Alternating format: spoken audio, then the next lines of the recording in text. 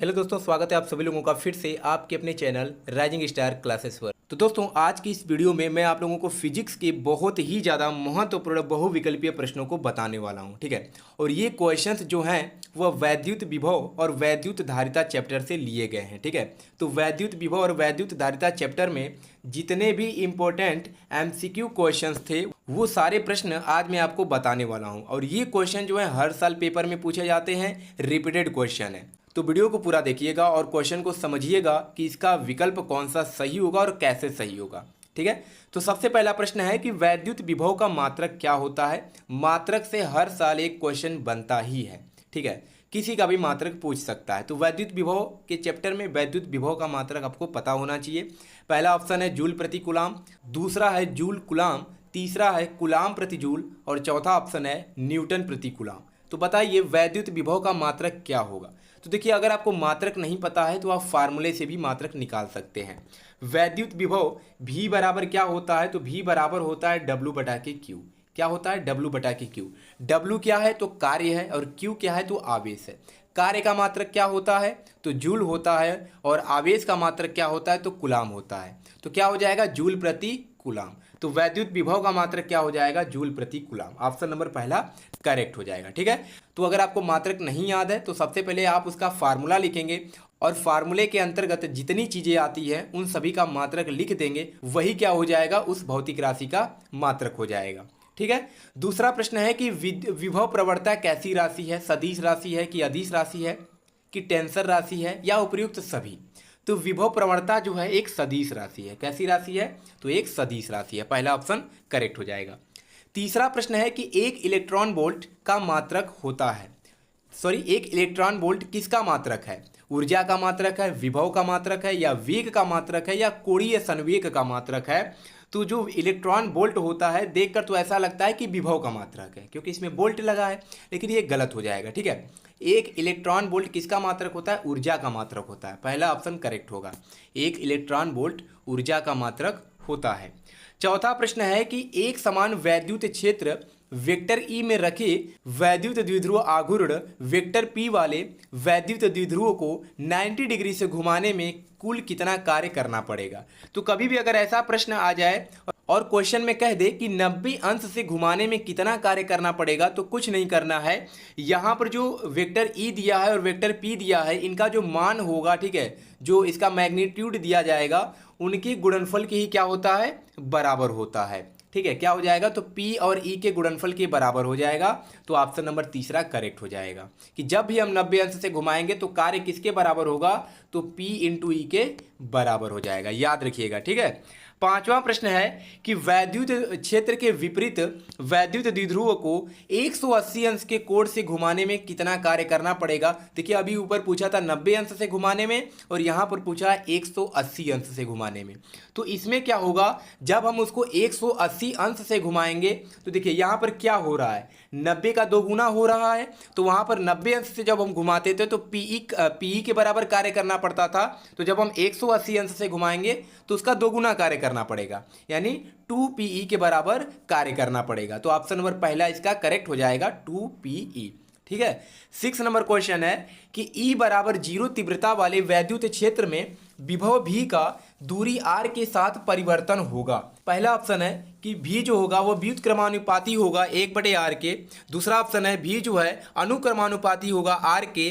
तीसरा ऑप्शन है V जो होगा व्युत्क्रमानुपाती होगा 1/r² के। और चौथा ऑप्शन है कि V का मान क्या होगा? नियत होगा। तो इसका कौन सा ऑप्शन करेक्ट हो जाएगा? तो ऑप्शन नंबर तीसरा करेक्ट हो जाएगा। V क्या होगा? व्युत्क्रमानुपाती होगा 1/r² से, ठीक है। तो देखिए, ये सारे प्रश्न आपको याद होने चाहिए। ये कोई सवाल नहीं है कि आप हल करेंगे और आंसर आ जाएगा। ये चीजें आपको पता होना चाहिए, ठीक है। सातवां प्रश्न है कि दूरी r पर रखी दो वैद्युत द्विध्रुवों के बीच लगने वाला बल अनुक्रमानुपाती होता है। किसके अनुक्रमानुपाती होता है? पहला r² के, दूसरा ऑप्शन है r⁴ के, तीसरा है r⁻² के यानी 1/r² के, और चौथा है r⁻⁴ के, ठीक है। तो दूरी r पर रखी दो वैद्युत द्विध्रुवों के बीच जो लगने वाला बल होता है वह किसके अनुक्रमानुपाती होता है? तो r⁻⁴ के। चौथा ऑप्शन करेक्ट हो जाएगा। ठीक है, r⁻⁻4 के अनुक्रमानुपाती होता है।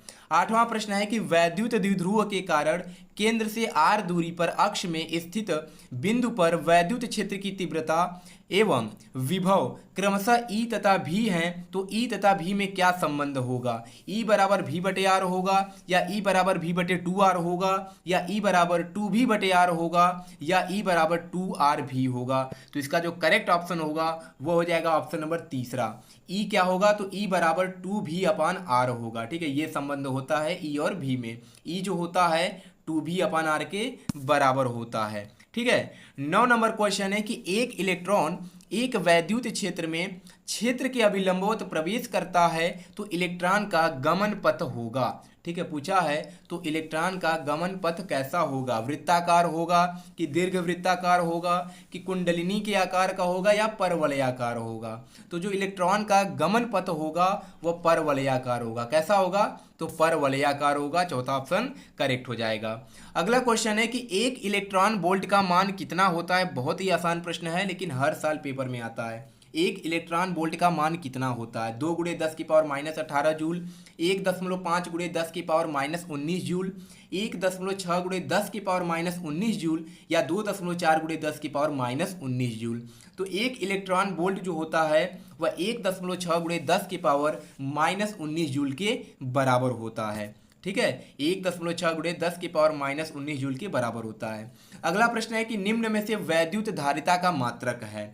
वोल्ट इंटू कुलाम है कि कुलाम है, या वोल्ट इंटू कुलाम 1/कुलाम है यानी कुलाम इनवर्स है, या कुलाम प्रति वोल्ट है? तो देखिए, वैद्युत धारिता का एक और मात्रक होता है फैरड। ठीक है, क्या होता है ये भी याद रखिएगा, फैरड। फैरड भी क्या होता है? वैद्युत धारिता का मात्रक होता है, लेकिन इसमें तो फैरड नहीं है, तो आप मात्रक कैसे पता करेंगे? अभी मैंने आपको बताया है, अगर आपको उसका मात्रक नहीं याद है तो आपको क्या करना है, उसका फार्मूला कम से कम याद रखना है। फार्मूले से आप मात्रक निकाल सकते हैं। तो वैद्युत धारिता का फार्मूला क्या होता है? C बराबर क्या होता है? तो C बराबर होता है Q/V। क्या होता है? C बराबर Q/V, यही फार्मूला होता है। तो देखिए, Q का मात्रक क्या होता है? कुलाम होता है प्रति, नीचे V का मात्रक क्या होता है? तो वोल्ट होता है। तो इसका मात्रक क्या हो जाएगा? कुलाम प्रति वोल्ट हो जाएगा। ठीक है, क्या हो जाएगा? कुलाम प्रति वोल्ट। तो कौन सा ऑप्शन करेक्ट होगा? ऑप्शन नंबर चौथा, कुलाम प्रति वोल्ट। एक और मात्रक होता है फैरड, ये भी याद रखिएगा। फैरड भी किसका मात्रक होता है? तो वैद्युत धारिता का ही मात्रक होता है। ये भी क्वेश्चन आ जाता है पेपर में। अगला प्रश्न है कि त्रिज्या ए के किसी पृथक गोलीय चालक की धारिता होती है A/4πε0 फैरड, या 4πε0 इंटू ए फैरड, या 4πε0 ए फैरड, या ए फैरड। तो आपको देखिए फार्मूला याद होना चाहिए। अगर किसी की त्रिज्या r दिया हुआ है तो वहाँ जो फार्मूला लगता है धारिता का वह होता है 4πε0 इंटू आर के बराबर। लेकिन त्रिज्या आर यहाँ पर किसके बराबर लिया गया है? तो ए के बराबर लिया गया है। तो क्या बन जाएगा? C बराबर 4πε0 ए हो जाएगा। तो ऑप्शन नंबर दूसरा करेक्ट हो जाएगा, 4πε0 ए फैरड। ठीक है, 13 नंबर प्रश्न है कि एक गोलाकार चालक की त्रिज्या 9 मीटर है, इसकी वैद्युत धारिता कितनी होगी? ये भी फार्मूला पर ही क्वेश्चन लगेगा, न्यूमेरिकल टाइप क्वेश्चन है।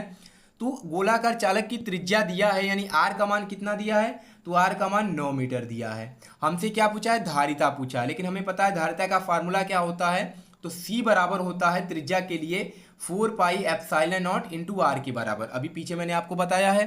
ठीक है, तो आर का मान 9 मीटर है, लेकिन 4πε0 का मान कितना होगा?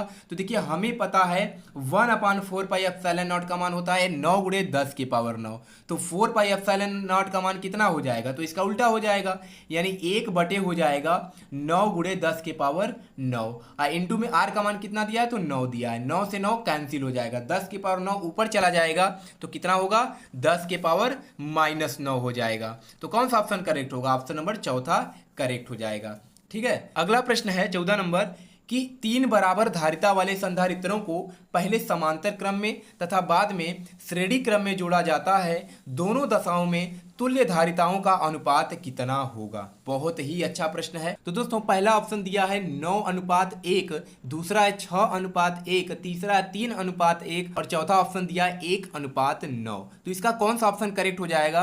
तो इसका जो ऑप्शन होगा वो हो जाएगा पहला नंबर। ठीक है, 9:1। लेकिन ये कैसे सही होगा? तो इसका जो उत्तर है ये आपको स्क्रीन पर दिख रहा होगा कि इसका सॉल्यूशन कैसे होगा। ठीक है, तो अगर आपको वो सॉल्यूशन समझ में नहीं आ रहा है तो एक बार कमेंट कर दीजिएगा, मैं उसका अगले वीडियो में अच्छे से सॉल्यूशन बता दूंगा, ठीक है। तो स्क्रीन पे दिख रहा होगा कि इस क्वेश्चन को कैसे लगाना है और कैसे इसका उत्तर 9:1 आएगा, ठीक है। तो ये 14 नंबर क्वेश्चन था।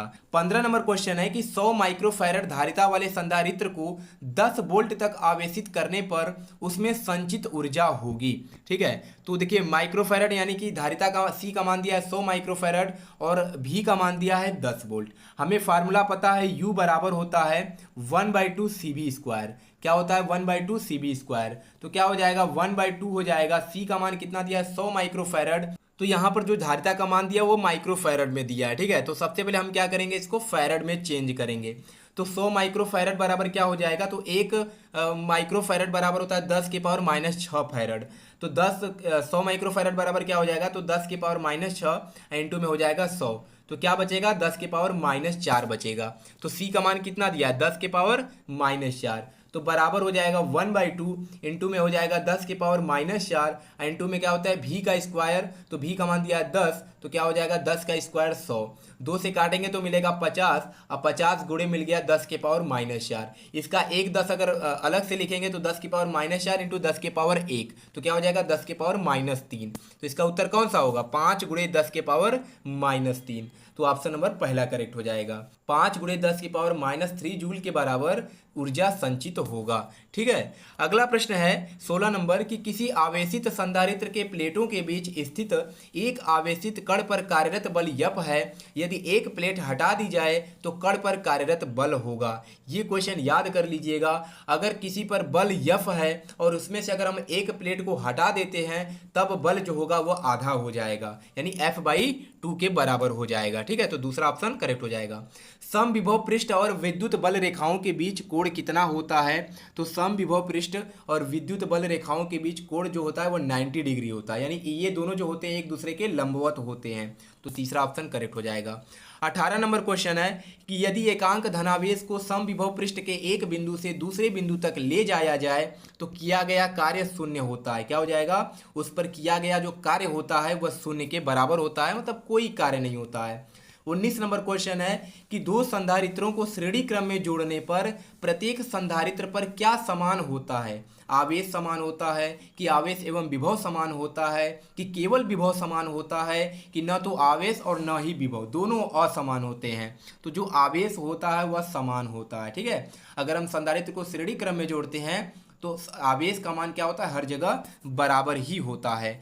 20 नंबर क्वेश्चन है जो कि लास्ट क्वेश्चन है, समांतर प्लेट संधारित्र में विद्युत क्षेत्र के रूप में ऊर्जा संचित रहती है। धनात्मक प्लेट में, ऋणात्मक प्लेट में, दोनों प्लेटों के बीच परावैद्युत माध्यम में, या इनमें से कोई नहीं। तो ऑप्शन नंबर तीसरा करेक्ट हो जाएगा, दोनों प्लेटों के बीच परावैद्युत माध्यम में ऊर्जा संचित रहती है। तो दोस्तों आज की इस वीडियो में मैंने आप लोगों को 20 क्वेश्चन बताया है और ये 20 क्वेश्चन बहुत ज़्यादा ही इंपॉर्टेंट है, ठीक है। तो अच्छे से एक बार फिर वीडियो को देख लीजिएगा और सारे प्रश्नों को अच्छे से याद कर लीजिए, क्योंकि यह प्रीवियस ईयर में कई बार पूछे जा चुके हैं, रिपीटेड क्वेश्चन है।